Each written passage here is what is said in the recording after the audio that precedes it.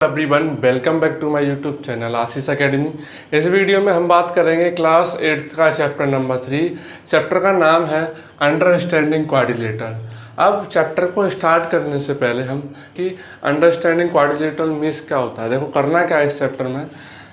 Understanding का मतलब होता है समझना, और जो क्वाड्रिलेटरल है वो हमारा दो शब्दों से मिलकर बना हुआ है। क्या क्या? एक तो क्वाड्री और एक लेटरल्स। क्वाड्री मीन्स होता है 4, ठीक है, और लेटरल्स मीन्स होता है मेरा साइड्स।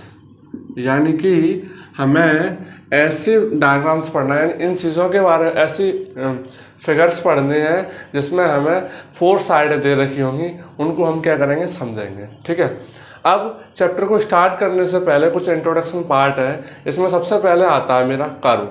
तो कर्व क्या होता है वो देख लेते हैं। सबसे पहले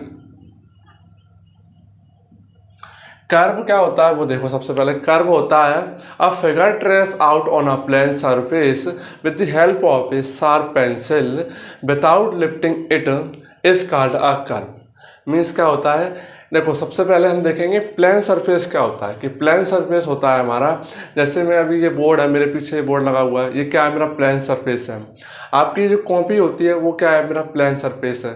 ठीक है, आप जिस इस वीडियो को इस स्क्रीन पर देख रहे हो, मोबाइल स्क्रीन पर देख रहे हो, मोबाइल की जो स्क्रीन है वो क्या है, मेरा प्लेन सरफेस है। लैपटॉप की जो स्क्रीन है वो क्या है, प्लेन सरफेस है। जिस ज़मीन पर खड़े हुए उसको अपन क्या कहेंगे, प्लेन सरफेस कहेंगे। ठीक है, अब प्लेन सरफेस पर हमें एक डायग्राम ड्रॉ करना है पेंसिल की हेल्प से, और विदाउट लिफ्टिंग, यानी उसको बिना उठाए एक जो हम डायग्राम ड्रॉ कर पाएंगे, जो फिगर बना पाएंगे, उसको हम क्या कहेंगे, कर्व कहेंगे। जैसे मान लो जैसे ये ट्राइंगल बना दिया मैंने, ये कर्व है मेरा। ठीक है, ये बना दिया मैंने, ये कर्व है मेरा। ये कुछ भी बना दिया आपने, ये कर्व है मेरा। क्या है, कर्व, ये कर्व है। ठीक है, उठाए बिना, विदाउट लिफ्टिंग, बिना उठाए पेंसिल को हमने जो ड्रॉ कर पाए उसको हम क्या कह रहे हैं, कर्व कह रहे हैं। ठीक है, कर्व के बाद आता है मेरा ओपन कर्व। तो ओपन कर्व क्या होता है वो देखेंगे। सबसे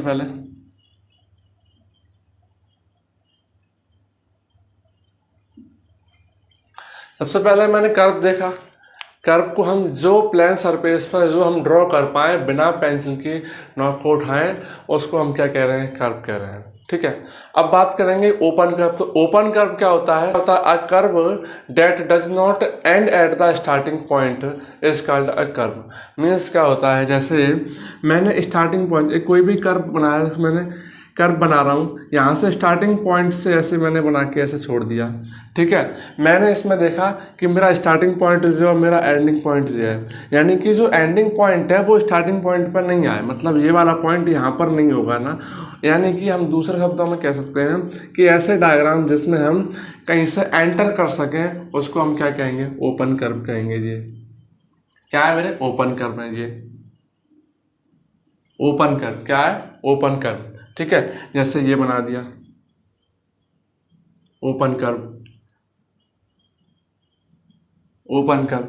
ठीक है, ये मेरे क्या हो गए, ओपन कर्व। ओपन कर्व हो गया। ओपन कर्व में हम क्या कर सकते हैं, कहीं से भी एंटर कर जाएंगे। जैसे मान लो यहाँ पे हम एंटर कर पा रहे हैं, यहाँ से, इसमें मैं यहाँ से एंटर कर पा रहा हूँ, यहाँ से एंटर कर पा रहा हूँ। ठीक है, ये एंटर करने का तरीका, यहाँ से मैं इसमें एंटर कर सकता हूँ। ये मेरा क्या हो गया, ओपन कर्व हो गया। ओपन कर्व के बाद आता है मेरा क्लोज कर्व। क्लोज कर्व क्या होता है, a curve that beginning and ending point at the same point is called a close curve. Means क्या होता है, जैसे मान लो मैं यहाँ से स्टार्टिंग पॉइंट देख रहा हूँ और मेरा यहाँ पर ही आके एंडिंग पॉइंट आ जाए, यानी कि इसमें हम एंडिंग पॉइंट और स्टार्टिंग पॉइंट को मीट कर देंगे, तो मेरा क्या बन जाएगा, वो क्लोज कर्व बन जाएगा। दूसरे शब्दों में हम कह सकते हैं कि ऐसे फिगर्स जिनमें हम कहीं से एंटर ना कर पाए, यानी इसमें अंदर ना प्रवेश कर पाए, उसको हम क्या कहते हैं, क्लोज कर्व कहते हैं। जैसे ये क्या है, क्लोज कर्व। ठीक है, ये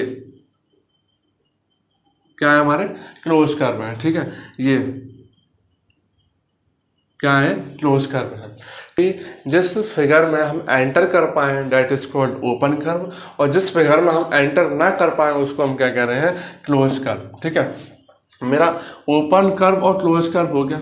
अब इसके बाद मेरा आ रहा है ओपन कर्व है मेरा जिस ऐसे फिगर्स जिनमें हम एंटर कर सकें, यानी कि इनका स्टार्टिंग पॉइंट और एंडिंग पॉइंट एक जगह पर नहीं होगा, उसको हम क्या कह रहे हैं, ओपन कर्व कह रहे हैं। क्लोज कर्व के लिए कह सकते हैं हम कि उनके स्टार्टिंग पॉइंट और एंडिंग पॉइंट सेम एक ही जगह पर होंगे, एक ही जगह पर लाई करेंगे, उसको हम क्या कह रहे हैं, क्लोज कर्व कह रहे हैं। अब मेरा अगला आ रहा है मेरा simple close curve, simple close curve. अब मेरा सिंपल क्लोज कर्व, और सिंपल क्लोज कर्व क्या होता है, a curve that does not intersect itself is called a simple close curve. Means क्या होता है कि ऐसे कर्व्स जो अपने आप को इंटरसेक्ट नहीं करते उसको हम क्या कह रहे हैं, सिंपल क्लोज कर्व। जैसे मान लो ये मेरा क्या है, क्लोज है, ठीक है, सिंपल भी है, इसमें कोई भी लाइन इंटरसेक्ट नहीं कर रही। जैसे मीन्स क्या होता है कि ऐसे डायग्राम्स नहीं होंगे जिसमें हमें लाइन इंटरसेक्ट दिख रही हैं, ये हमारा क्या है, ये हमारा सिंपल क्लोज कर्व नहीं है। क्यों? क्योंकि इसमें क्या हो रहा है, इसमें लाइनें इंटरसेक्ट कर रही हैं, इसमें क्या हो रहा है, इसमें लाइनें इंटरसेक्ट कर रही हैं यहाँ पर, ठीक है। यानी ऐसे कर्व्स इसमें लाइनें इंटरसेक्ट नहीं करती, ठीक है। ये हुआ, ये रेक्टेंगल, ये क्या है, सिंपल क्लोज कर्व है। ये क्या है मेरे, simple close curve. Close curve और सिंपल क्लोज कर्व में यही अंतर है। क्लोज कर्व तो मेरा जो इसमें हम एंटर ना कर पाए उसको हम क्या कर रहे हैं, क्लोज कर्व कर सकते हैं, ठीक है। क्लोज कर्व में मेरा ये भी आ जाएगा, ये मेरा क्लोज कर्व हो जाएगा, लेकिन ये सिंपल क्लोज कर्व नहीं होगा। क्यों? क्योंकि इसमें क्या है, लाइनें इंटरसेक्ट कर रही हैं, ठीक है। सिंपल क्लोज कर्व क्या होता है, सिंपल क्लोज कर्व में लाइन इंटरसेक्ट नहीं करती, उसको हम क्या कहते हैं, सिंपल क्लोज कर्व कहते हैं, ठीक है। सबसे पहले देखा मैंने कर्व क्या होता है, कर्व के बाद देखा मैंने ओपन कर्व, ओपन कर्व के बाद मैंने क्लोज कर्व, क्लोज कर्व के बाद मैंने सिंपल क्लोज कर्व। इसके बाद जो अगला पॉइंट है वो है पॉलीगन का। तो पॉलीगन क्या होता है, पॉलीगन्स देखते हैं। पॉलीगन्स होता है a simple close curve made up of A line segment, a simple close curve made up of A line segment is called a polygon. मतलब क्या है कि मेरा जो सिंपल क्लोज कर्व है उसी को मैं क्या कहूँगा, पॉलीगन कहूँगा। लेकिन क्या अंतर है कि जो पॉलीगन्स होगा उसमें मेरा क्या होगा, लाइन सेगमेंट होगा। क्या होगा, लाइन सेगमेंट। अब सबसे पहले हम बात करेंगे कि लाइन सेगमेंट क्या होता है। लाइन सेगमेंट होता है लाइन का एक छोटा टुकड़ा। सबसे देखो ये लाइन है मेरी, ये लाइन है, लाइन देख लेते हैं। लाइन को हम दोनों तरफ एक्सटेंड कर सकते हैं, यानी कि मैं इसको इधर आगे और एक्सटेंड कर सकता हूँ, ठीक है। अब इस लाइन का एक छोटा टुकड़ा, यानी कि लाइन का अब इस लाइन का एक छोटा टुकड़ा, यानी कि जैसे ये फिक्स है, इसकी लेंथ दे दी मैंने 5 सेंटीमीटर, इसको हम क्या कह रहे हैं, लाइन सेगमेंट। क्या कह रहे हैं इसको हम, लाइन सेगमेंट। यानी कि जो पॉलीगन्स होते हैं मेरे, वो किससे बने होते हैं, वो लाइन सेगमेंट से बने होते हैं। जैसे आपने देखा होगा, जैसे ये, इसमें कितनी लाइन सेगमेंट है, इसमें 4 लाइन सेगमेंट है, 1 2 3 4। ये ट्राइंगल, इसमें कितनी लाइन सेगमेंट है, 3, 1 2 3, ठीक है। ये मेरे क्या है, पॉलीगन्स है। अब क्लासिफिकेशन ऑफ पॉलीगन किस पर बेस रहता है, वो मेरा बेस रहता है नंबर ऑफ साइड के बेसिस पे। क्या होता है, नंबर ऑफ साइड के बेसिस पे मैं क्लासिफिकेशन पॉलीगन का क्या करूँगा, क्लासिफिकेशन करूँगा, ठीक है। जिसमें अगर मेरे 3 साइड है उसको मैं क्या कहूँगा, ट्राइंगल कहूँगा। जिसमें मेरी 4 साइड है उसको मैं क्या कहूँगा, क्वाड्रिलेटरल। जिसमें मेरी 5 साइड है उसको मैं पेंटागन। जिसके मेरे 6 साइड है उसको हेक्सागन। मेरे 7 साइड है मेरा 7 साइड है मेरा सेप्टागन।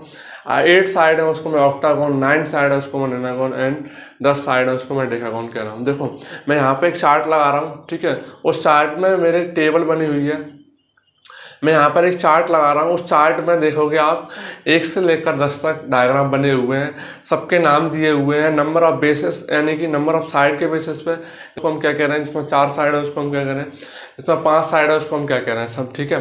ये चार्ट दे रखी है, इसको आप बना लेना अपनी कॉपी में, ठीक है। अब हम बात करेंगे कि ये बताओ कि नंबर ऑफ साइड, जैसे मान लो ये पॉलीगन है जिसमें 4 साइड है, इसको मैं स्क्वायर कह रहा हूँ, या फिर 4 साइड हैं तो उसको मैं क्या कहता हूँ, क्वाड्रिलेटर कहता हूँ। इसमें 4 साइड है, इसको मैं क्या कह रहा हूँ, क्वाड्रिलेटर, ठीक है। इसमें नंबर ऑफ साइड कितनी है, नंबर ऑफ साइड कितनी है, नंबर ऑफ साइड कितनी है, साइड है मेरी 4, ठीक है। नंबर ऑफ एंगल्स कितने हैं, 1 2 3 4। तो एंगल्स कितने हैं मेरे, एंगल्स भी मेरे 4 हैं। ठीक है, अब इसमें पॉलीगन्स हो गया, पॉलीगन्स के बाद आता है मेरा डायगोनल। और डायगोनल्स क्या होते हैं, इसके बाद देखेंगे डायगोनल्स क्वेश्चन बनते हैं। अब मैं बात करूंगा डायगोनल्स। डायगोनल्स क्या होते हैं, डायगोनल्स होते हैं a line segment connecting two a non conjugative vertices. Means क्या होता है, जैसे मान लो कोई भी पॉलीगन दे रखा है हमें, ठीक है। अब इस पॉलीगन्स में मेरे नॉन कॉन्जुगेटिव्स का मैं नाम दे देता हूँ A B C D, ठीक है। अब इसमें क्या होता है, सबसे पहले हम देख लेते हैं इसमें वर्टिसेस क्या होते हैं। वर्टिसेस होते हैं हमारे यहाँ पर 2 लाइन सेगमेंट मिलती है, उसको हम क्या कहते हैं, वर्टिसेस कहते हैं। 2 लाइन सेगमेंट मिलती है, उसको हम क्या कहते हैं, वर्टिसेस कहते हैं। ठीक है, इसमें हमें अगर मैं बात करूँ कि नंबर ऑफ साइड मेरे कितने हैं, नंबर ऑफ साइड मेरे 4 है। नंबर ऑफ एंगल कितने हैं, नंबर ऑफ एंगल यानी एंगल्स कितने हैं मेरे, एंगल्स भी मेरे 4 हैं। मैं वर्टिसेस की बात करूँगा तो वर्टिसेस भी कितने हैं, वर्टिसेस भी मेरे कितने हैं, 4 है। ठीक है, अब इसमें हमें क्या करना है, इसमें हमें डायगोनल्स निकालना है। ठीक है, डायगोनल एक लाइन सेगमेंट, ऐसा लाइन सेगमेंट है जिसमें क्या होता है, नॉन कॉन्जुगेटिव वर्टिसेस को अपन मिलाते हैं, मीट करते हैं। जैसे कैसे, मान लो ये A पॉइंट है, A के बाद मेरा क्या आ रहा है, B आ रहा है, B के बाद मेरा क्या आ रहा है, C आ रहा है। सबसे पहले हम देख लेते हैं कॉन्जुगेटिव क्या होता है। कॉन्जुगेटिव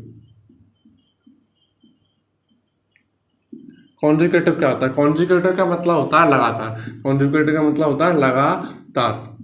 लगातार का मतलब जैसे एक के बाद एक, एक के बाद एक। जैसे A के बाद क्या आ रहा है, B के बाद मेरा क्या आ रहा है, C के बाद D।